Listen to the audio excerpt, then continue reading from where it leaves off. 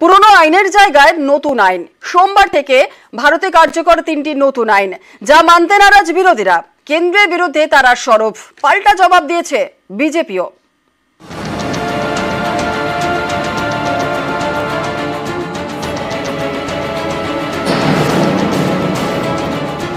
তিনটে যে আইন আনা হচ্ছে, এটা কিন্তু এত তাড়াতাড়ি এইভাবে প্রয়োগ করা খুবই মুশকিল, এটা উচিত না। ভারতবর্ষের মানুষ শতাব্দী প্রাচীন আইন ব্যবহার করতে অভ্যস্ত। হঠাৎ করে 1 জুলাই থেকে চালু করে দিলাম, আমার মনে হয় এতে বিভ্রাট বাড়বে, বিড়ম্বনা বাড়বে। এখনো আমরা ব্রিটিশ হ্যাংওভার থেকে মুক্ত হতে পারি। গোলামির মানসিকতা যা প্রায় 1000 বছর ধরে ভারতবর্ষকে গ্রাস করে, আজকে তা থেকে মুক্ত হওয়া খুব তাড়াতাড়ি সম্ভব নয়, এটা আমরা বুঝি। ব্রিটিশ জমানার আইন চালিয়ে যেতে নারাজ মোদী সরকার, তাই সোমবার থেকে 3টি নতুন আইন। ভারতীয় দণ্ডবিধি বদলে ভারতীয় ন্যায় সংহিতা, ফৌজদারি দণ্ডবিধি বদলে ভারতীয় নাগরিক সুরক্ষা সংহিতা, ভারতীয় সাক্ষ্য আইনের জায়গায় ভারতীয় সাক্ষ্য অধিনিয়ম। এই 3 আইন নিয়ে সরগরম রাজনীতি। মোদী সরকারের আনা নয়া 3 আইনের বিরুদ্ধে সরব বিরোধীরা, কেন্দ্রের বিরুদ্ধে একেবারে এককাট্টা। গত বছর অগাস্টে বাদল অধিবেশনের শেষ দিনে 3টি বিল পেশ করে মোদী সরকার। অভিযোগ, বিরোধীদের সঙ্গে আলোচনা ছাড়াই বিল পাস করানো হয়। গত বছর শীতকালীন অধিবেশনের সময় সংসদের দুকক্ষ মিলিয়ে 146 জন বিরোধী সাংসদকে সাসপেন্ড করা হয়। অভিযোগ, এই সুযোগেই আইন সংক্রান্ত 3টি বিল পাস করিয়ে নেয় মোদী সরকার। কেন্দ্রীয় সরকারের দাবি, নতুন আইনে ব্রিটিশ জমানার রাষ্ট্রদ্রোহ সংক্রান্ত আইন প্রত্যাহার করে নেওয়া হয়েছে। পাল্টা বিরোধীদের দাবি, রাষ্ট্রদ্রোহ বাদ দিয়ে কি হবে, নতুন আইন তো আরো কড়া। কাকে রাষ্ট্রদ্রোহ বলা হবে তাও স্পষ্ট করে নতুন আইনে বলা নেই বলে দাবি বিরোধীদের। এছাড়া নতুন এই 3টি আইন একাধিক নাগরিক আইনে হস্তক্ষেপ করবে বলেও বিরোধীদের দাবি। এগুলোকে আমরা এর আগেই বিধানসভায় বলেছি যে দিস ইজ ড্রাকোনিয়ান ল। এটা আমাদের দেশের গণতান্ত্রিক অধিকারকে খর্ব করার জন্য করা হয়েছে, এবং আমরা এখানে আমরা প্রস্তাবও নিয়েছিলাম এই 3টে বিলের বিরুদ্ধে, এবং আমরা সেই নিয়ে আমাদের যে লড়াই, সেই লড়াই চালু আছে। আজকেও মমতা বন্দ্যোপাধ্যায় তার সিদ্ধান্তের কথা জানিয়েছেন, এবং আমরা সেই সিদ্ধান্ত মতো এগিয়ে যাব। অগণতান্ত্রিকভাবে ন্যায় বিচারের চিরকালীন কাঠামোকে নস্যাৎ করে, দেশের বিরোধীদের কথা অগ্রাহ্য করে গায়ের জোরে নতুন দণ্ডবিধি চালু করেছে কেন্দ্রীয় সরকার। গূঢ় অভিসন্ধি, পরিকল্পনা, চক্রান্ত রয়েছে। গায়ের জোরে এই কাজটা চাপিয়ে দিচ্ছে কেন্দ্রের সরকার। টিএমসি এবার এই নিয়ে বলছে, টিএমসি তো চায় দেশে কোনো আইনই না থাকুক, শুধু একটা আইনই থাকুক, যেটা তৃণমূলের আইন। তৃণমূলের নেতারা যখন বলেন তখন রামকৃষ্ণের কথা বলেন, যত মত তত পথ। আর যখন নির্বাচন আসে তখন বলেন সব মত ও এক পথ, সেটা তৃণমূলের পথ। হয় তৃণমূল করো, আর না হলে মাথা মুড়িয়ে নিজের বাড়িতে ফেরো। নিউজ 18 বাংলা। মানিকতলা বিধানসভা সামনেই, এখানে উপনির্বাচন, আর এই আসনে জিততে তৃণমূলের পাখির চোখ আবাসনে। ভিন রাজ্য থেকে আসা বাসিন্দাদের ভোটের দিকেও বাড়তি নজর দিচ্ছে শাসক দল। 10ই জুলাই রাজ্যের 4 বিধানসভা আসনে উপনির্বাচন। এর মধ্যে অন্যতম মানিকতলা, যা পড়ে কলকাতা উত্তর লোকসভার মধ্যে। মানিকতলায় জিততে তৃণমূলের নজর ভিন রাজ্য থেকে আসা বাসিন্দাদের ভোট এবং আবাসনের বাসিন্দাদের ভোট। প্রার্থী যাচ্ছেন, জনসংযোগ করছেন, যেখানে হয়তো আবার হিন্দি ভাষাভাষী রয়েছেন, তার জন্য একটা বিশেষ টিম তৈরি করা হয়েছে আমাদের নেতৃত্বের। কোনো জায়গায় যদি কেউ আমাদের ভোট নাও দিয়ে থাকেন, এই স্পেশাল টিমের জনসংযোগ, প্রার্থীর নিবিড় জনসংযোগ, ইস্যু ভিত্তিক আলোচনা, বাড়ি টু বাড়ি আলোচনা, হাউজিং টু হাউজিং আলোচনা, এতে আবার মানুষ এই বাই ইলেকশনে পুরোদস্তুর মমতা বন্দ্যোপাধ্যায় প্রার্থীকেই ভোট দেবে। 21-এর বিধানসভা ভোটে মানিকতলায় যেতে তৃণমূল বিজেপিকে হারায় 20,238 ভোটে। কিন্তু এবার 24-এর লোকসভা ভোটে মানিকতলা থেকে মাত্র 3,575 ভোটে এগিয়ে তৃণমূল। লোকসভা ভোটের ফলে দেখা যাচ্ছে মানিকতলা বিধানসভার একাধিক ওয়ার্ডে পেছিয়ে ঘাসফুল শিবির। মানিকতলা বিধানসভা এলাকার মধ্যে রয়েছে 8টি ওয়ার্ড। এর মধ্যে 16 এবং 31 নম্বর ওয়ার্ডে পিছিয়ে তৃণমূল, 16 নম্বর ওয়ার্ডে পিছিয়ে 412 ভোটে, 31 নম্বর ওয়ার্ডে 5,488 ভোটে।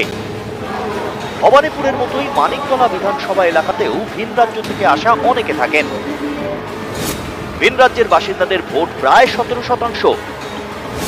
তৃণমূল মনে করছে এই ভোটের বেশিরভাগটাই এবার গিয়েছে বিজেপির দিকে। মানিকতলা বিধানসভা এলাকায় রয়েছে প্রচুর আবাসন। এই সব আবাসনের বাসিন্দাদের উপনির্বাচনে ভোট দিতে না যাওয়ার প্রবণতা রয়েছে। এই ছবিটা বদলাতে চাইছে তৃণমূল। তারা চাইছে উপনির্বাচন হলেও আবাসনের ভোটাররা যেন ভোট দিতে যান। এই ভোটারদের মন পেতে তৃণমূল কোমর বেঁধে আসরে নেমেছে। বহুতলে প্রচারের জন্য তৈরি করা হয়েছে বিশেষ গ্রুপ। এই গ্রুপের সদস্যরা আবাসনের সোসাইটি মেম্বারদের সঙ্গে বৈঠক করছেন। আবাসন এবং ভিন রাজ্যের বাসিন্দাদের বাড়িতে বাড়িতে তৃণমূলের পতাকা ছাড়া প্রচার করা হচ্ছে। বেশ কিছু আবাসনকে আলাদা করে চিহ্নিত করা হয়েছে। সেখানে প্রচারে যাচ্ছেন তৃণমূলের প্রার্থী। বাংলা, হিন্দি ও ইংরেজি বলায় সাবলীল এমন কর্মীদের প্রচারের কাজে লাগানো হচ্ছে। সম্প্রতি মানিকতলা বিধানসভা এলাকার একটি আবাসন ঘিরে শোরগোল পড়ে। ভোটের ফল বেরোনোর পরে উল্টোডাঙ্গার এই আবাসনে চলে অটোর দাপাদাপি। নেতৃত্বে তৃণমূল কাউন্সিলর। অভিযোগ পেয়ে সেই তৃণমূল কাউন্সিলরকে তীব্র ভর্ৎসনা করেন দলনেত্রী। নির্দেশ দেন ক্ষমা চাওয়ার। সেই মতো আবাসনে গিয়ে ক্ষমা চান তৃণমূল কাউন্সিলর শান্তিরঞ্জন কুণ্ডু। সঙ্গে ছিলেন কুণাল ঘোষ। এবার মানিকতলা জিততে বিভিন্ন আবাসনের ভোট এবং ভিন রাজ্য থেকে আসা অবাঙালি ভোটারদের দিকে বিশেষ নজর দিচ্ছে তৃণমূল।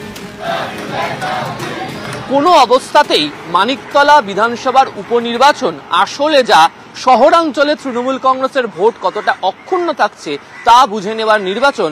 সেখানে 1 ইঞ্চি জমি ছাড়তে নারাজ তৃণমূল কংগ্রেস নেতৃত্ব। ক্যামেরায় কুণাল চৌধুরীর সাথে আবির ঘোষাল, নিউজ 18 বাংলা, কলকাতা। মহিষাদলে আক্রান্ত 2 সিআরপিএফ জওয়ান। 2 জওয়ানকে ব্যাপক মারধরের অভিযোগ। কয়েকজন ব্যবসায়ীর হামলার অভিযোগ। 2 সিআরপিএফ জওয়ানকে উদ্ধার করেন স্থানীয়রাই।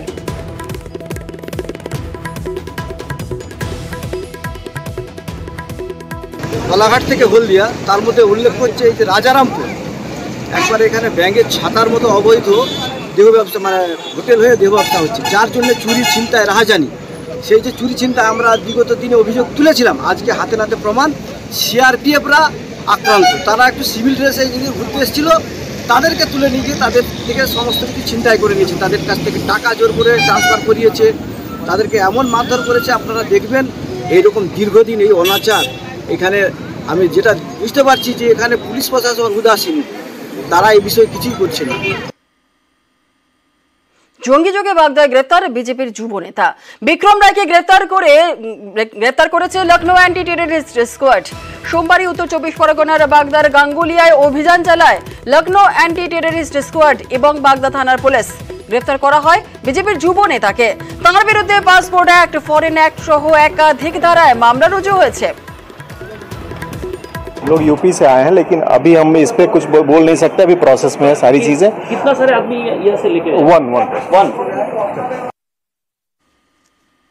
এ 1-2বার হয়তো এখান থেকে যাতায়াত করেছে। টোটোতে, যেহেতু টোটোতে এসছে পরিচয় হয়েছে, মোবাইলে 2-1বার কথা হয়েছে, মোবাইলের সূত্র ধরে এসছে। নিয়ে যাচ্ছি এই কারণে, তার সাথে 2-4বার কথা হয়েছে। অ্যাকচুয়ালি তাদের সামনে বসিয়ে এটা আমরা জিজ্ঞাসাবাদ করার জন্য। ছেলেটা টোটো চালায়, প্যাসেঞ্জার পেয়েছে, প্যাসেঞ্জার নিয়ে এসছে। যদি কোনো কিছু ইনভলভমেন্ট থাকে তাহলে আমাদের কোনো কোশ্চেন নেই, তার যা শাস্তি হওয়ার সে পাবে।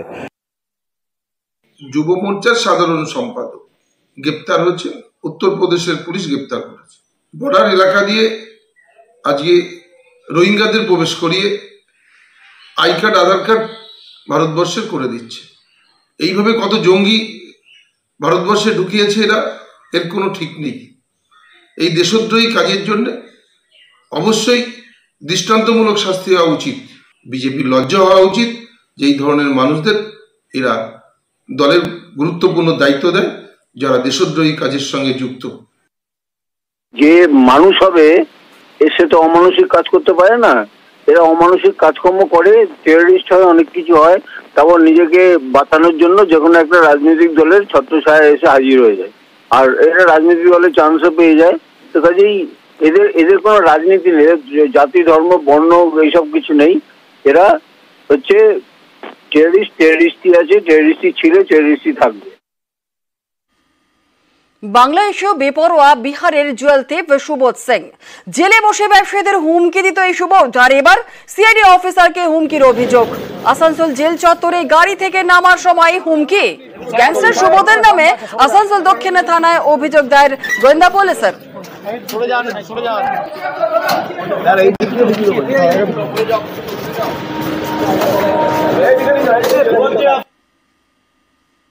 आपके नाम पे बहुत सारा कंप्लेन। अर्जुन सिंह को पहचानते? अर्जुन सिंह, हाँ